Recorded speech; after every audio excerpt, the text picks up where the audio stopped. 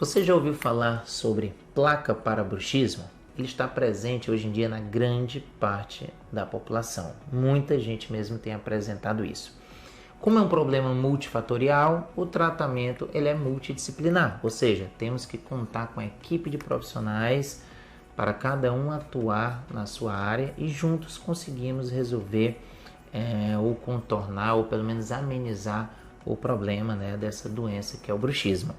A placa para o bruxismo, que está aqui nas minhas mãos, é uma plaquinha que ajuda a controlar os efeitos que o bruxismo ocasiona nos dentes. O bruxismo, ele deixa sequela nos seus dentes, assim como na articulação. Muitas vezes o paciente apresenta dor aqui na articulação, próximo ao ouvido, dor de cabeça, desgaste nos dentes. Então, essa plaquinha, que pode observar aqui na tela a foto de um paciente com ela em posição, com ela em boca, essa plaquinha serve para proteger os seus dentes na hora que você estiver fazendo o apertamento ou o hábito de ranger os seus dentes, ok? Paciente que apresenta o bruxismo de forma moderada ou severa, ele tende a apertar muito forte os dentes uns contra os outros, assim como ranger tanto a ponto de quebrar dente, desgastar dente,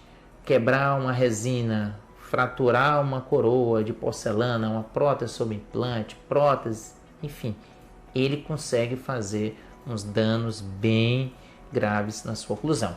Então, a plaquinha para o bruxismo é um artifício que a gente tem para proteger os seus dentes. Isso não quer dizer que essa plaquinha vai tratar o bruxismo. O tratamento é bem complexo. Envolve uma equipe de profissionais, muitas vezes profissionais de outras áreas, da área médica, fisioterapia, psicólogos, certo? Então, a plaquinha ela serve para proteger os dentes. Quem tem o bruxismo, ok, vamos tentar tratar, passar todas as orientações e a gente usa essa plaquinha geralmente à noite para o paciente dormir. Durante o dia, o paciente consegue se policiar e não apertar e ranger os dentes, obviamente sob a nossa orientação. Porém, à noite, você dormindo, você não tem esse autopoliciamento. Então, essa plaquinha é um excelente aliado para a gente proteger os seus dentes do hábito nocivo, das sequelas que o bruxismo pode deixar nos seus dentes. Se você se pega em algum momento apertando os dentes, rangendo, você conhece alguém, de repente o seu parceiro, parceira, que apresenta isso e deseja conhecer um pouco mais, saber como tratar, receber as orientações devidas, entre em contato com o nosso time, agende uma consulta, será um prazer enorme ajudá-lo.